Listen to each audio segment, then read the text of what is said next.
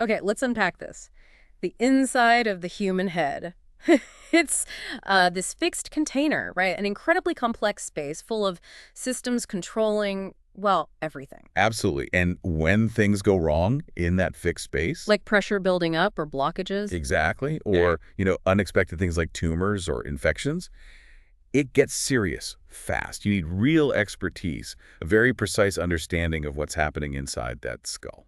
And that's exactly where we're diving today. We're looking at cranial neurosurgery. hmm We're using a foundational source, a detailed chapter from Bailey and Love's Short Practice of Surgery. It's a major textbook. And our job really is to guide you, the listener, through this pretty dense material. Yeah, pull out the key stuff you need to understand what neurosurgeons are dealing with when things go awry inside the head. We'll cover the big areas: pressure, fluid flow. Infections, vascular problems, which sounds scary. They can be. Also tumors, issues specific to kids, and even things like epilepsy and pain management through surgery. It's a journey right into the core of, well, us, Hmm. and how we fix it when it breaks. Let's start with maybe the most fundamental thing in that fixed box: Hmm. pressure. What happens when the volume inside goes up?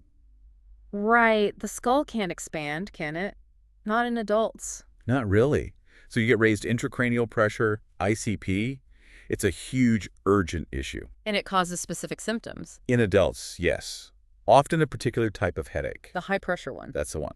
It classically gets worse if you cough or strain or bend over. Yeah. Totally different from a low-pressure headache, which feels better lying down. Okay. You also might get nausea, vomiting, maybe blurred or double vision. Sometimes changes in how the eyes move or the pupils react. And papilledema, swelling at the back of the eye. Yes, that's a key sign, but it takes time to develop. Yeah. Hours, sometimes longer. So you won't always see it right away if the pressure spikes suddenly. But infants are different. Their skulls aren't fused yet. Exactly. Before those sutures close, the skull can expand a bit. So raised ICP looks different.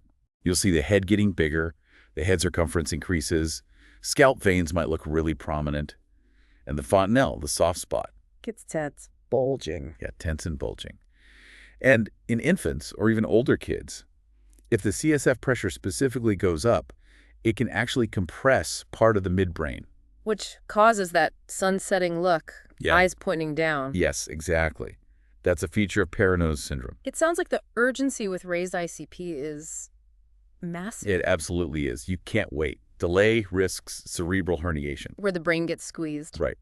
Pushed out of place, which can cause cardiovascular collapse, severe neurological problems, even death. Plus, vision loss can happen really quickly and might not be reversible. So what's the immediate plan? What do you do? It's an emergency. First, get the head of the bed up, give osmotic agents, things like hypertonic saline or mannitol. They help pull fluid out of the brain tissue. Okay. And get a CT scan right away to see what's causing it. Any change in pupils or consciousness level needs immediate neurosurgical and anesthetic involvement. Yeah. Like right now. How does imaging help figure out the cause? Well, the CT scan is the first line. Yeah. It's fast. It shows you big things like a mass or a bleed, swelling, hydrocephalus. It guides that initial treatment. An MRI gives more detail. Much more detail for many things, yeah. But it takes longer, so it's usually used outside that acute emergency setting or for planning surgery. And can you actually measure the pressure inside? Oh, yes. The gold standard is direct measurement, either putting a tiny monitor right into the brain substance or measuring through an external ventricular drain, an EVD. A drain, like a tube. Yeah, a small tube placed into one of the brain's fluid spaces, the ventricles. Yeah. You can see the ICP reading even as a waveform. A waveform, like a heartbeat. Sort of. It has Yeah. peaks P1, P2, P3. Mhm. If that second peak, P2, gets really prominent, it tells you the brain isn't very compliant anymore. It's getting stiff, harder to expand. So the takeaway is, acute raised ICP is a major neurosurgical emergency. Distinct signs, needs immediate action. Absolutely. Okay, so let's stick with fluids for a bit. Cerebrospinal fluid, CSF. The fluid around the brain and spinal cord? That's it. We make about 20 milliliters an hour, mostly in the ventricles. Total volume floating around is maybe 150 milliliters or so. And it flows in a specific way. It's not just static. Oh, no, definitely not. It's a whole circulation system. Starts in the lateral ventricles, flows through these little openings, the foramen of Monroe. Named after Alexander Monroe. That's the one. Then into the third ventricle, down a narrow channel called the cerebral aqueduct, into the fourth ventricle. And then out? Yep, out through more openings, the foramen of Medi and the foramen of Luschka, into the subarachnoid space, which surrounds the brain and spinal cord. And where does it go then? How does it get reabsorbed? Mostly through tiny structures called arachnoid villi, which poke into the big veins running along the top of the head, like the superior sagittal sinus.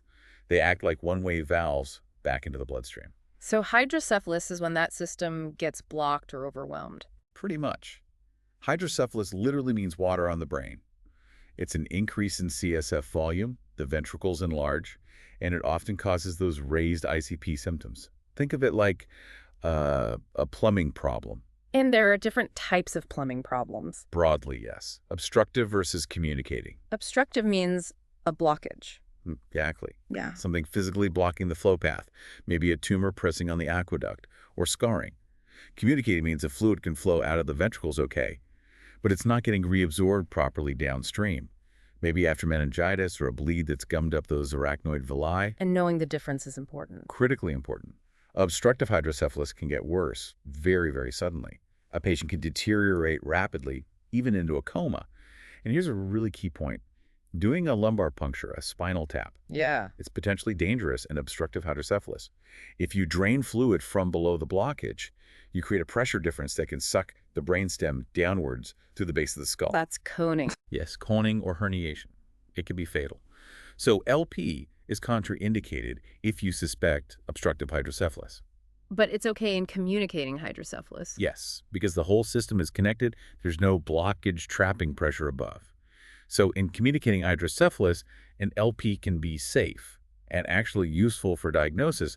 You can measure the pressure, test the fluid, and even therapeutic, temporarily removing fluid to relieve symptoms. So if someone has acute hydrocephalus, the emergency treatment involves draining that fluid. Right, CSF diversion.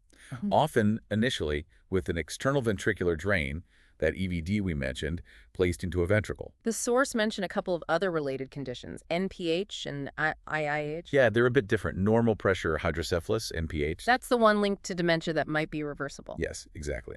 It's important because it is potentially treatable. It can come on spontaneously or sometimes after a head injury or meningitis. Yeah. The name's a bit misleading. The pressure might be normal on a spot check, but the thinking is there are probably intermittent pressure spikes or issues with brain compliance. What are the classic symptoms? The triad is difficulty walking, urinary incontinence, and cognitive decline or dementia-like symptoms. Scans show big ventricles, but you have to distinguish it from just age-related brain shrinkage. Diagnosis often involves things like draining a large amount of CSF via LP to see if symptoms improve, or special infusion tests. And treatment is usually a shunt. Often, yes. A ventriculoperitoneal shunt is the common approach. Okay. And IIH, idiopathic intracranial hypertension.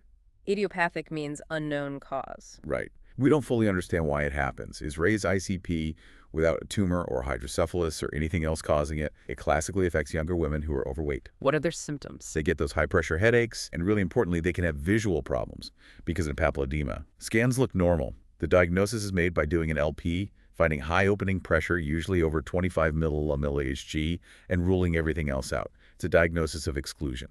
Any ideas on the cause? Theories involve impaired CSF reabsorption, maybe linked to weight, or possibly raised pressure in the veins draining the brain. How's it managed? First steps are often lifestyle things, like weight loss. Stopping certain meds like the oral contraceptive pill might be advised.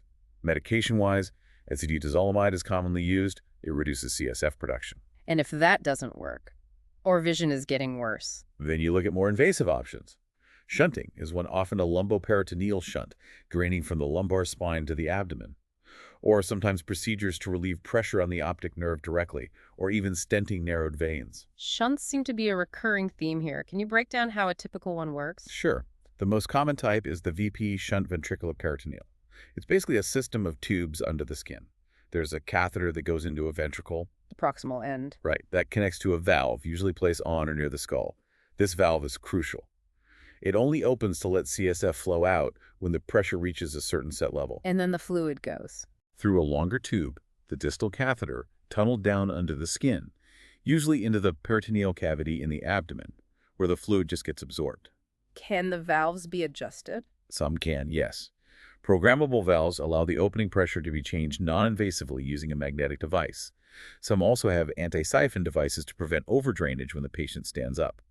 But they're not perfect. They have problems. Yeah, unfortunately, shunt complications are quite common. Things like disconnection of the parts, infection, blockage, or draining too much fluid over drainage.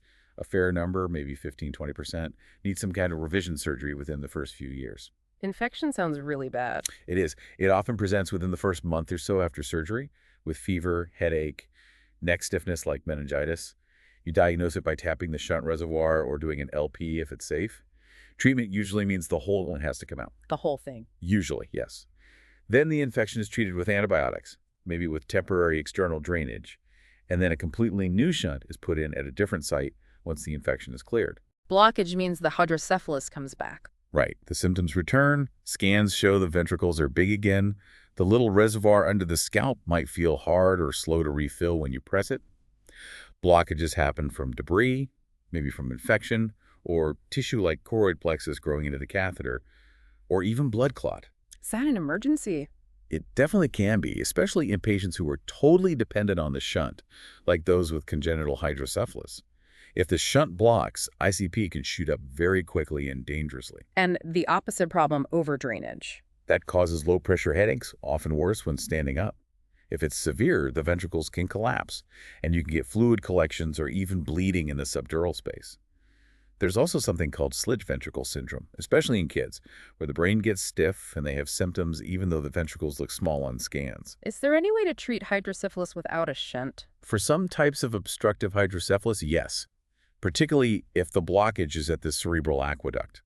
The procedure is called endoscopic third ventriculostomy, or ETV. How does that work? Using a small camera, an endoscope, inserted into the ventricle, the surgeon makes a small hole in the floor of the third ventricle.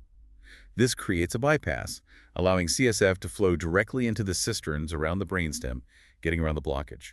The big advantage is no implanted tubing. Exactly. Less risk of long-term infection or blockage related to the hardware. But the hole can close over time, so it can fail, and sometimes patients still end up needing a shunt anyway.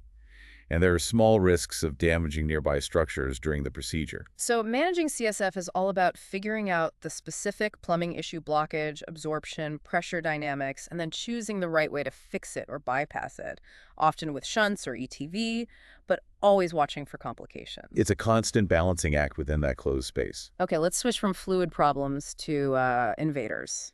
Infections inside the head. Yeah, another really serious category. Meningitis is probably the most familiar inflammation of the meninges, the brain coverings. Bacterial meningitis being the worst. Generally, yes. The most serious and common cause. What are the signs? The classic cluster is called meningism. Fever, headache, neck stiffness, and photophobia sensitivity to light. And it can get bad quickly. Community-acquired bacterial meningitis can be devastatingly fast. Without prompt antibiotics, it can lead to brain damage, clots in the brain veins, swelling, seizures, death. It's a true medical emergency. What about meningitis after surgery or injury? That can happen too. It might develop a bit more slowly, but it's a really feared complication, especially after a base of skull fracture where there's a CSF leak. Ah, the fluid leaking out provides a pathway in. Potentially, yes. About 25% of patients with a basilar skull fracture and CSF leak develop meningitis. So repairing the leak is important, and antibiotic coverage needs to include bugs commonly found in the sinuses, as well as the usual meningitis culprits. How are antibiotics chosen? The key is to start them ASAP, like immediately after taking samples like blood cultures and, if safe, CSF. You start with high-dose intravenous broad-spectrum antibiotics that cover the most likely bacteria. Before you know exactly what it is. Yes, empirical treatment. Then, once the lab identifies the organism and its sensitivities, you can tailor the therapy. Treatment courses are often long, sometimes 6 weeks or more, especially if there are complications like abscesses. And getting that CSF sample, Yeah, you need a CT first? always. You must rule out significant raised ICP from a mass or swelling before doing a lumbar puncture because of that coning risk we talked about. If the CT is clear, then the LP is done. The CSF goes for microscopy looking for cells and bacteria, maybe using a Gram stain. Named after Hans Christian Joachim Gram. That's him. And also culture, protein levels, glucose levels, all give clues to the diagnosis. Okay, so meningitis. Inflammation, often bacterial, needs super fast diagnosis and antibiotics. Correct. Then there are infections within the brain tissue itself, like a brain abscess. The pocket of pus. Exactly. A localized collection of pus. They can arise from direct spread, say, from an infected sinus or mascoid bone, or after trauma or surgery. Or spread through the blood. Yes, hematogenous spread. From an infection elsewhere, like the lungs, teeth, or heart valves, endocarditis. Mm. Interestingly, in maybe a quarter of cases, you never find the original source. What causes them? Usually bacteria. Mostly bacteria in people with normal immune systems. But in immunocompromised patients, you can see a wider range of things, like fungi or parasites like toxoplasma or viruses. How would someone with an abscess present? It's not always obvious. It can be quite subtle sometimes. Maybe a low-grade fever, confusion, new seizures, or a gradual neurological deficit. Blood tests for inflammation might not be dramatically high. Blood cultures are important, though. Imaging must be key. Absolutely critical.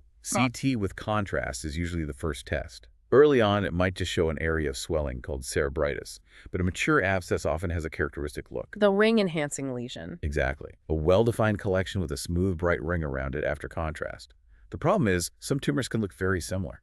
Making it hard to tell apart. It can be very difficult based on standard CT or even MRI sometimes, and the management is totally different. An abscess needs urgent drainage, while a tumor needs a different approach. Is there anything that helps differentiate? Diffusion-weighted MRI, DWI, is very helpful. Abscesses typically show restricted diffusion in the center. The pus restricts water movement. Most tumors don't do that. And treatment is mainly surgery. Yes. Drainage is the cornerstone of treatment, either aspirating the pus with a needle or sometimes surgically removing the abscess capsule. With prompt drainage and antibiotics, the outcome is usually good. Mortality around 4%. But if it ruptures? If it ruptures into the ventricles, that's catastrophic. Causes severe inflammation, ventriculitis. Mortality jumps way up, over 80%. Seizures are also common with abscesses, maybe up to 50% of patients, so anticonvulsants are often given. Okay, so abscesses, localized infections, need specific imaging to distinguish from tumors. Urgent drainage is key. Got it. And closely related is subdural empyema. Pus in the subdural space. Between the layers covering the brain. It's exactly. Between the dura and the arachnoid. It usually spreads from nearby infections, sinusitis, mastoiditis, or after meningitis, trauma, or surgery. Pott's puffy tumor is related to this. Yes, that specific term, from Percival Pott, refers to a frontal subdural empyema associated with infection in the frontal bone, causing scalp swelling. Subdural empyemas are dangerous because they can spread over a large area and trigger inflammation and clotting in the cortical veins underneath. Mortality is higher than for brain abscess, maybe 8–12%. Presentation is similar to other infections. Yeah, can mimic meningitis or abscess, fever, headache, seizures, focal deficits. On CT, you see a collection, often crescent-shaped, spreading under the skull with rim enhancement and often significant brain swelling and shift. And again, drainage is the main treatment. Yes, surgical drainage is essential for subdural empyema too. What about tuberculosis? Can that affect the brain? It certainly can. CNS TB usually happens when the bacteria spread through the bloodstream from a focus elsewhere, often the lungs. You have to have a high index of suspicion, especially if there are risk factors. How does TB manifest in the head? It can cause several things. Tuberculous meningitis, especially in kids, which often leads to hydrocephalus. You can get tuberculomas, solid tumor-like granulomas causing mass effect. Or tuberculous abscesses, less common, usually in immunocompromised people. And sometimes miliary TB with tiny lesions scattered throughout the brain. Is the CSF different from typical bacterial meningitis? Yes. Classically, TB meningitis shows mostly lymphocytes, not the polymorphs you see in bacterial meningitis. And the protein elevation and glucose reduction are often less dramatic. Diagnosis can be hard. It can. Staining for acid-fast bacilli, the Ziehl-Neelsen stain, named after its developers, is often negative on CSF. PCR testing is faster than culture, which takes weeks for TB bacteria to grow. You often need a decent volume of CSF, like 20–30 mmol, to improve the chances of getting a positive culture. Treatment is specific anti-TB meds. Yes, a long course of multiple anti-tuberculous drugs is needed. And if there's hydrocephalus, a shunt might be required as well. So brain infections are a diverse group: meningitis, inflaming the coverings, abscesses as pockets of pus, empyemas in the subdural space, and specific infections like TB presenting in various ways, all needing urgent, specific diagnosis and treatment. Absolutely. They're all serious threats to the brain. Okay, moving from invaders to problems with the pipes. The blood vessels. Right. Vascular neurosurgery. Often dealing with bleeding emergencies, yes. Like subarachnoid hemorrhage, SAH. Right. Spontaneous SAH, meaning not caused by trauma, is most often due to a ruptured aneurysm.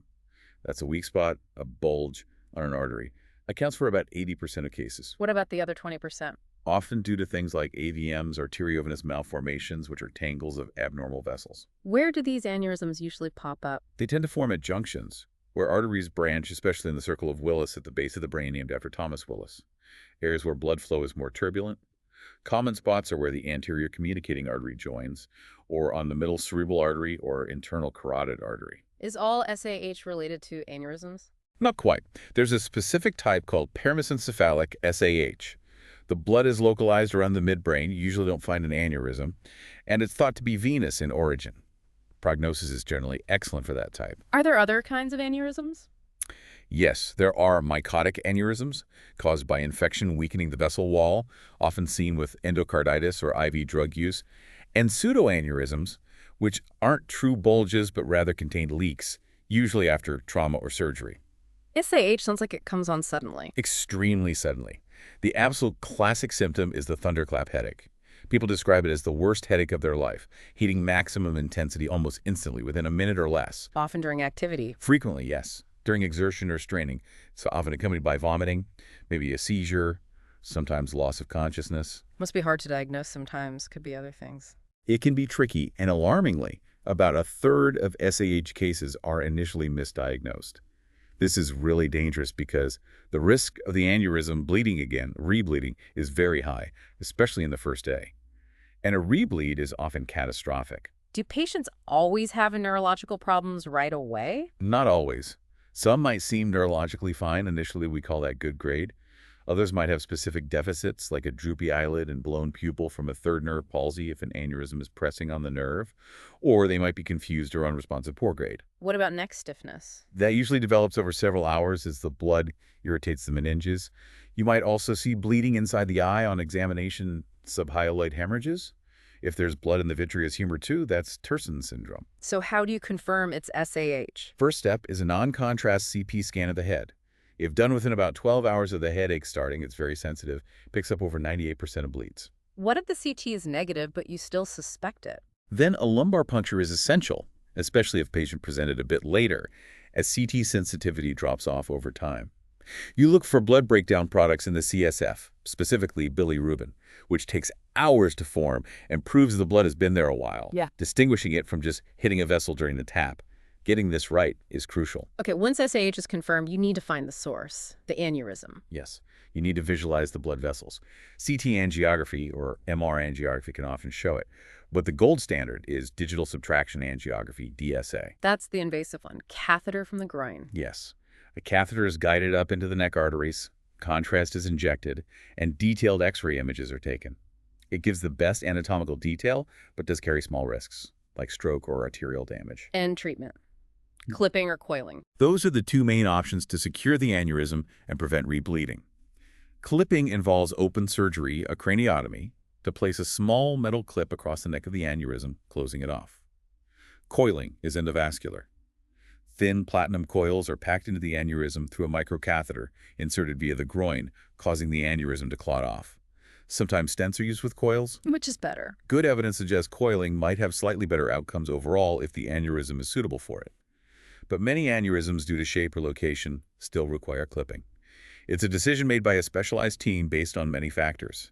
The consensus is to treat early to prevent rebleeding. While waiting for treatment or after, what's the medical management? It's intensive care, strict bed rest, close monitoring, managing fluids carefully, and a specific medication, nimodipine, is given routinely. What does nimodipine do? It's a calcium channel blocker. It's given orally for several weeks to try and reduce the severity of a major complication called cerebral vasospasm. Vasospasm, the arteries clamping down. Exactly. It typically happens between 3 days and about 10 days after the initial bleed. The blood breakdown products irritate the arteries in the subarachnoid space, causing them to narrow. This can restrict blood flow to the brain, leading to delayed stroke-like symptoms called delayed ischemic neurological deficit, or DNID. How do you know it's happening? The patient might deteriorate neurologically. You might see it on angiography or specialized scans like perfusion CT. Transcranial Doppler ultrasound can also help monitor blood flow velocities, which increase when vessels narrow. How do you treat vasospasm? Besides giving nimodipine prophylactically, the mainstays are maintaining good hydration and often carefully managing blood pressure, sometimes using medications to support it, trying to force blood through the narrowed vessels, sometimes called Triple H therapy, though the specifics have evolved. Low sodium levels, hyponatremia, is common too. Very common after SAH. It's often due to cerebral salt wasting, or SIADH. It's associated with worse outcomes and more vasospasm. The key is to replace the sodium, sometimes with concentrated saline infusions.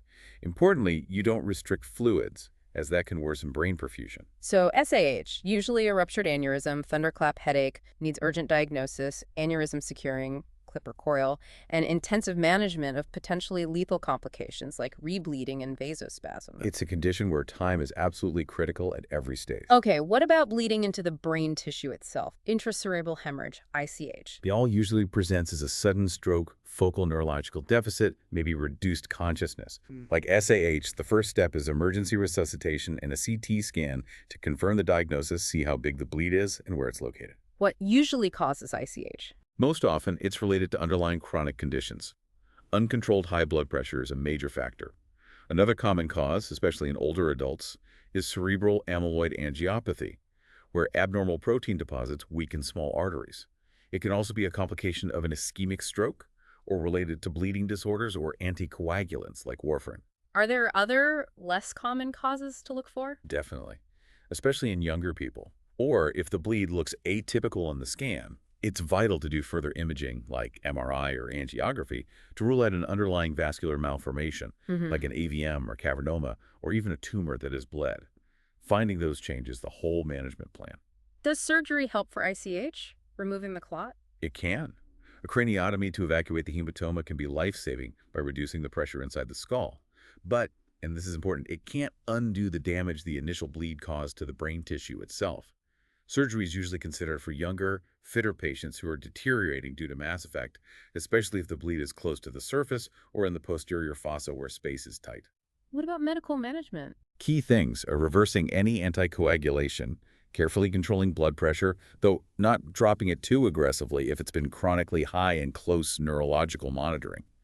ICH is a serious type of stroke with, unfortunately, high mortality rates. So ICH, sudden bleed into the brain, often from chronic causes, needs careful medical management, sometimes surgery for pressure relief, and always look for underlying causes in younger patients. Precisely. It's about managing the bleed and the pressure. Beyond these acute bleeds, you mentioned vascular malformations, structural abnormalities. Yes, these are usually congenital. People are born with them, though they might not cause symptoms until later in life. They can present in various ways: headaches, seizures, a whooshing sound in the ears, pulsatile tinnitus, gradual neurological problems, or sometimes with an acute bleed like SAH or ICH. What are the main types? Arteriovenous malformations, AVMs, are probably the best known.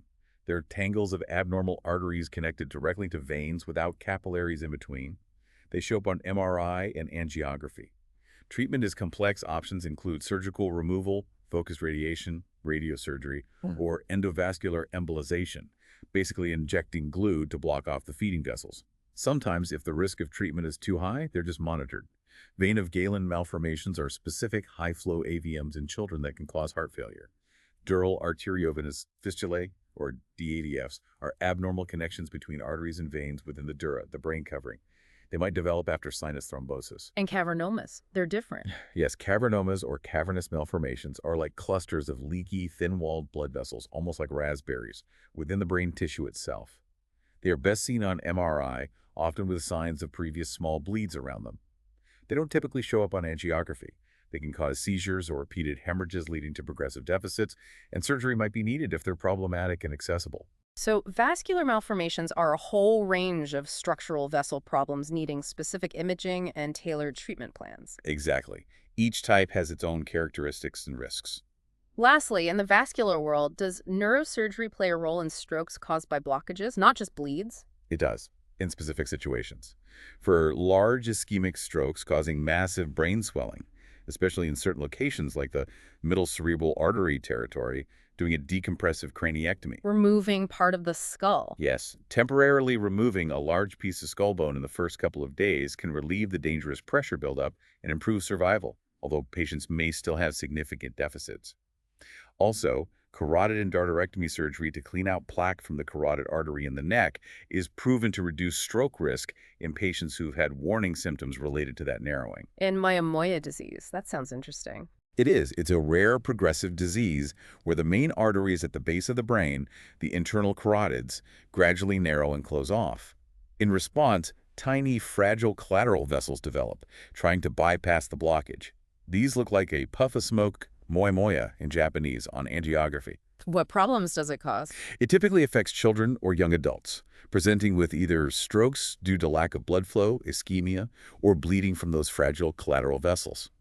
Without treatment, the prognosis is often poor. Surgery involves creating bypasses, connecting scalp arteries to brain arteries to restore better blood flow. So neurosurgery's role in occlusive disease includes managing acute swelling, preventing future strokes via carotid surgery, and specialized bypasses for conditions like moya. It's about managing blood flow and its consequences. Okay, let's shift from pipes to growths, intruders, brain tumors. A huge and complex topic. There are well over 100 different types recognized by the WHO classification. And a key point: even a tumor that's benign microscopically can be devastating if it's growing in a critical location where it can't be safely removed. And you said earlier the most common tumor in the brain isn't from the brain. That's right. The single most frequent diagnosis of a brain tumor is actually a metastasis cancer that is spread from somewhere else in the body, like the lung or breast. Primary brain tumors, those arising from brain cells themselves, are less common overall, but are a major cause of cancer-related death, especially in younger people, partly because many are difficult to cure. How are primary tumors classified? Based on the cell type, they seem to arise from glial cells, meningeal cells, and their histological grade, from I, least aggressive, to IV, most aggressive, malignant. The latest WHO classification also integrates molecular markers, specific genetic changes within the tumor cells, which are becoming increasingly important for accurate diagnosis and predicting prognosis. Do we know what causes most brain tumors? For the majority of primary tumors, no specific cause is identified. They seem to be sporadic. The only firmly established environmental risk factor is exposure to ionizing radiation. However, there are several rare inherited genetic syndromes that significantly increase the risk of developing certain types of brain tumors. Like neurofibromatosis. Exactly. NF1 and NF2 are well-known examples. People with NF1 are prone to astrocytomas and nerve sheath tumors called neurofibromas. Those with NF2 classically develop schwannomas on both hearing nerves, bilateral vestibular schwannomas, as well as meningiomas. Other syndromes, like Li-Fraumeni or Cowden disease, are linked to different genes and tumor types. How do brain tumors typically present? What are the warning signs? Most patients will present with one or more features from a kind of classic triad: seizures, symptoms of raised intracranial pressure, or a progressive focal neurological deficit. Pituitary tumors can also cause hormonal disturbances. Seizures are a common first sign. Very common, especially with slower-growing tumors located near the brain surface, irritating the cortex. A new onset seizure in an adult is a major red flag and needs investigation for a possible tumor. The type of seizure can sometimes give clues about the location. Anti-epileptic drugs are usually started once a tumor-related seizure occurs. And the raised ICP symptoms, headache, nausea, vomiting. Yes, about half of patients experience these. The headache is often described as worse in the morning or when coughing or bending, that high-pressure type. It's caused by the tumor taking up space or by the swelling edema around it, especially with rapidly growing tumors like metastases or high-grade gliomas. How is that managed initially? If you suspect raised ICP from a tumor and have ruled out an abscess, high-dose corticosteroids, usually dexamethasone, are very effective at reducing the swelling and relieving symptoms. Sometimes, if a tumor is blocking CSF pathways causing hydrocephalus, urgent CSF drainage via an EVD or shunt might be needed. What about the focal neurological deficit? How is that different from a stroke? The key difference is usually the timing. A deficit from a tumor typically develops gradually, progressively worsening over weeks or months, whereas a stroke deficit is sudden. The specific type of deficit weakness, numbness, vision loss, speech difficulty, personality change depends entirely on where the tumor is located in the brain. Can you give an example? Sure. A tumor growing near the pituitary gland might press on the optic chiasm, causing loss of peripheral vision in both eyes, a bitemporal hemianopia. A tumor in the motor cortex would cause progressive weakness on the opposite side of the body. A tumor in the dominant parietal lobe might cause difficulties with calculation, writing, or telling left from right Gersman syndrome. So the symptoms really map onto brain function. Exactly. Let's talk about some common tumor types. Starting with metastases, the most common overall. Yes, found in up to a quarter of patients with cancer. Lung and breast cancer are the most common origins, followed by melanoma and kidney cancer. Historically, having multiple brain metastases often meant surgery wasn't considered. But that's changing. It is. With better systemic treatments controlling cancer elsewhere in the body, surgery to remove a single metastasis, or sometimes even multiple metastases that are causing significant symptoms or pressure, can improve quality of life and potentially survival in selected patients. If the primary cancer source isn't known, a biopsy of the brain lesion is needed. Okay, moving to primary tumors. Gliomas are the most common type originating in the brain. Yes, they arise from the glial support cells. This includes astrocytomas, oligodendrogliomas, and ependymomas.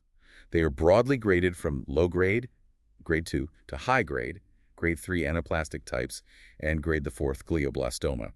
Glioblastoma is the most common and unfortunately the most aggressive primary brain tumor in adults. Presentation differs by grade. Often, yes. Low-grade gliomas might present with seizures over a long period. High-grade gliomas often grow faster, presenting more acutely with raised ICP symptoms or focal deficits. Some high-grade gliomas arise de novo, while others develop from a pre-existing lower-grade tumor. How are they investigated? MRI, with and without contrast, is the imaging of choice. It helps predict the likely type and grade and plan surgery. Often a full body scan, CT chest, abdomen, pelvis, is done too, mainly to exclude the possibility that it's actually a metastasis. DWI MRI is useful, as we said, to help rule out an abscess. Is surgery the main treatment? Yes, maximal safe surgical resection is the primary goal.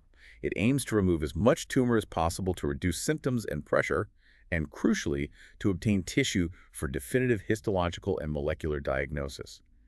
This often involves advanced techniques like neuronavigation to guide the surgery, or even awake craniotomy if the tumor is near critical areas like speech centers. But you mentioned they infiltrate. That's the challenge with most gliomas, especially higher grade ones. They tend to spread diffusely into the surrounding brain tissue, like fingers. So even if the surgeon removes all the visible tumor, gross total resection, microscopic tumor cells are almost always left behind, leading to recurrence. The main exception is grade I pilocytic astrocytomas, common in children, which are often well-defined and can be cured with surgery alone. And those molecular markers are important for gliomas. Increasingly so. For example, the presence or absence of an IDH mutation is now part of the formal diagnosis for diffuse gliomas. IDH mutant gliomas generally have a better prognosis than IDH wild-type ones, even within the same histological grade. Specific markers like 1p19q codeletion define oligodendrogliomas. This information helps predict behavior and guide adjuvant therapy. Is there technology to help surgeons see the tumor better during the operation? Yes, one technique uses a substance called 5-aminolevulinic acid, 5-ALA. The patient drinks it before surgery, and it's metabolized into a fluorescent compound that accumulates preferentially in many high-grade glioma cells. Under a special blue light in the microscope, the tumor tissue glows pink, helping the surgeon identify and remove infiltrating tumor edges more effectively. What happens after surgery for malignant gliomas? Standard treatment usually involves radiation therapy targeted at the tumor bed, often combined with chemotherapy, typically the oral drug temozolomide. Despite this multimodal approach, the prognosis for glioblastoma remains poor, with average survival still around 12-15 months. Okay, what about meningiomas? They're usually benign. Yes, the vast majority are benign, WHO grade the sense. They arise from the meninges, the coverings of the brain. They cause symptoms by growing and compressing adjacent brain structures, causing swelling, or sometimes blocking CSF flow. Malignant meningiomas are rare. How do they look on scans? Typically, they appear as well-defined, rounded masses attached to the dua, often enhancing brightly and uniformly with contrast. How are they managed? Because they're often slow-growing, small, incidental meningiomas, especially in older individuals, might just be monitored with regular scans. Watch and wait. For larger tumors, or those causing symptoms, surgery is the mainstay. The goal is complete removal, including the dural attachment, as the extent of resection is the main predictor of recurrence.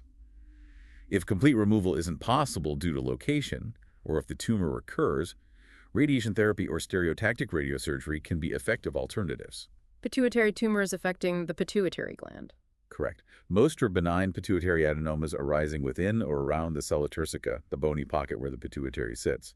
They cause problems either by mass effect, especially compressing the optic nerve chiasm above them causing visual loss, or by producing excess hormones. Hormone problems like what? Depends on the cell type. Prolactinomas secrete excess prolactin, causing issues like milk production or menstrual changes. They're the most common type and are usually treated effectively with medication, dopamine agonists like bromocriptine or cabergoline. Other adenomas might secrete growth hormone, causing acromegaly, ACTH, causing Cushing's disease, or TSH. Some are non-functioning, meaning they don't secrete hormones but cause problems simply due to their size. When is surgery needed? The main indication for urgent surgery is compression of the optic pathways causing visual deterioration. Otherwise, the decision involves close collaboration between neurosurgeons and endocrinologists, considering hormone levels, medical treatment options, and tumor size. Accurate diagnosis, including detailed hormone testing, is crucial. Prolactin levels are especially important to check, as prolactinomas are managed medically first. How is the surgery done? Through the nose? Usually, yes. The standard approach is transsphenoidal surgery, using either a microscope or an endoscope, going through the nasal cavity and the sphenoid sinus to reach the pituitary fossa. Very large tumors might occasionally require a craniotomy. What are the risks after surgery? Risks include CSF leak, infection, and damage to the normal pituitary gland, potentially causing hormone deficiencies that need replacement. Temporary or permanent diabetes insipidus, problems regulating water balance, can occur if the pituitary stalk is manipulated. Pituitary apoplexy is a rare emergency where the tumor suddenly bleeds or infarcts, causing severe headache, visual loss, and requiring urgent steroids and possibly decompression. Last one in this group, vestibular schwannomas, acoustic neuromas. Yes, they're benign tumors arising from the sheath of the vestibulocochlear nerve, the hearing and balance nerve, in the cerebellopontine angle, the space between the cerebellum and brainstem. So symptoms relate to hearing and balance. Primarily, yes. Progressive hearing loss in one ear, tinnitus, ringing, and dizziness or imbalance are the classic presenting symptoms. Larger tumors can also press on the facial nerve, causing weakness, or even compress the brainstem, causing more serious problems, or hydrocephalus. How are they treated? Management depends on size, symptoms, and patient factors. Fairly small tumors, especially in older patients, might be monitored with surveillance MRI scans. For growing or symptomatic tumors, options include stereotactic radiosurgery, highly focused radiation, or surgical removal. Surgery aims to remove the tumor while preserving facial nerve function, which is a major priority. Hearing preservation is sometimes possible with smaller tumors, but often challenging. Different surgical approaches exist depending on the tumor's specifics. So brain tumors, incredibly diverse. Metastases most common overall. Gliomas the most common primary, often infiltrative. Meningiomas usually benign but cause mass effect. Pituitary tumors affect vision and hormones. Vestibular schwannomas affect hearing balance. Diagnosis relies heavily on imaging, and treatment is highly individualized. Absolutely. It's a field requiring very specific expertise for each tumor type and location. Okay, let's touch on pediatric neurosurgery. It's not just smaller adults, right? Different issues come up. Definitely. Besides managing brain tumors, a large part of pediatric neurosurgery deals with congenital or developmental abnormalities problems someone is born with, cysts, neural tube defects, skull shape issues. How might neurological problems present differently in kids? It can be quite general. Delays in reaching developmental milestones, seizures, or just an unusually large head macrocephaly, which might suggest hydrocephalus. Another common issue presenting early is craniosynostosis. That's when the skull bones fuse too soon. Exactly. We'll come back to that. Brain tumors in children, are they different from adult tumors? Yes, the types and locations are often different. While they're the most common solid tumors in childhood, they're still relatively rare overall. Tumors in the posterior fossa, the back part of the brain, like medulloblastoma, ependymoma, and podocytic astrocytoma, are much more common proportionally than in adults. Treatment often involves a combination of surgery, CSF diversion if needed, and chemotherapy and/or radiotherapy, tailored to the specific tumor type and the child's age. Cysts are also mentioned as common, benign fluid collections. Yes. Things like arachnoid cysts, which are CSF trapped within layers of the arachnoid membrane. Colloid cysts in the third ventricle. Dermoid or epidermoid cysts containing skin-like elements. They might be found incidentally or cause problems due to size or blocking CSF flow, potentially needing drainage or removal. Neural tube defects sound serious. Failure of the spine or brain to close properly. Yes, often linked to folate deficiency during pregnancy. Failure at the bottom end, the posterior neuropore, causes spinal problems. Look, spina bifida. Right. Spina bifida occulta is the mildest form, often just a bony defect, maybe with a tuft of hair, usually no symptoms, but sometimes associated with a tethered cord that needs surgical release later. A meningiosular is a sac protruding through the defect containing only CSF and membranes. A myelomeningosula is the most severe, where the sac contains exposed spinal cord or nerves. And that requires urgent surgery. Yes, an open myelomeningosula needs closure soon after birth to prevent infection. These are almost always associated with a Chiari II malformation as well. And if the front end of the neural tube fails to close? That leads to conditions like anencephaly, absence of the brain, uniformly fatal, or encephalosul, herniation of brain tissue through a skull defect. You mentioned Chiari malformations. That's the cerebellum dripping down. Yes, herniation of the cerebellar tonsils through the foramen magnum, the opening at the base of the skull. Chiari curse is typically diagnosed in adolescents or adults, presenting with headache, especially with coughing, balance problems, or symptoms from a Suring's fluid cavity in the spinal cord. Treatment might involve surgery to decompress the area.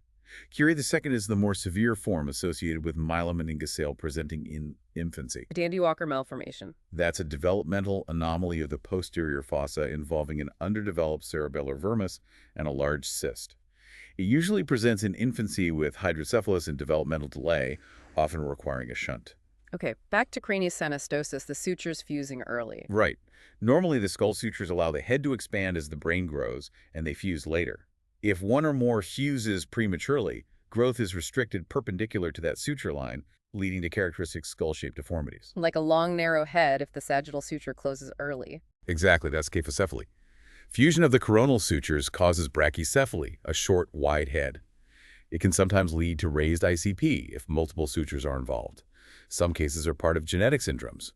Surgery is often needed to correct the shape and allow for normal brain growth. So paediatric neurosurgery covers this whole spectrum from tumors to really complex developmental issues affecting the brain, spine, and skull from birth. It's a very specialized field dealing with the developing nervous system. Let's move to our last major area, functional neurosurgery. This sounds different, not removing things, but maybe adjusting how the brain works. That's a good way to put it. It aims to treat conditions like epilepsy, movement disorders, or chronic pain, often when medications haven't worked well. The techniques involve either creating very precise, small lesions, ablation, or more commonly now, using implanted electrodes for stimulation. Epilepsy is a big target for this. Yes. For the 20–30% of patients whose seizures aren't controlled by drugs, especially if the seizures start in one specific area, focal epilepsy, surgery can be a powerful option. If there's a clear lesion causing the seizures, like a small tumor or scar, Then removing that lesion, lesionectomy, is often the first step and can be very effective. Sometimes, even after removing a lesion, seizures might continue if areas like the hippocampus have become independently irritable due to years of seizures, so-called dual pathology, requiring removal of that area too. finding that seizure starting point, the focus, must be crucial. Absolutely. It involves intensive investigation, detailed MRI, sometimes functional imaging like PT or SPECT scans, prolonged EEG monitoring, often with video, to capture seizures, and sometimes, if scalp EEG isn't precise enough, invasive monitoring with electrodes placed directly on or into the brain is needed. What about the WADA test, temporarily putting half the brain asleep? Yes, named after John Wada. It's still used sometimes, especially before temporal lobe surgery, to confirm which side controls language and to assess the risk of significant memory impairment after the planned resection. So the surgical options are removing the focus or disconnecting pathways. Right. If the focus is in non-critical brain tissue, resection is preferred. If it's in or near eloquent cortex, like speech or motor areas, surgery might involve awake mapping or procedures designed to disconnect the focus rather than remove it, like multiple subbular transections. For certain types of seizures causing drop attacks, cutting the corpus callosum connecting the two hemispheres can help. How successful is epilepsy surgery? For well-selected patients, particularly those with mesial temporal lobe epilepsy, procedures like temporal lobectomy or selective amygdalo-hippocampectomy can lead to seizure freedom in 70% or more.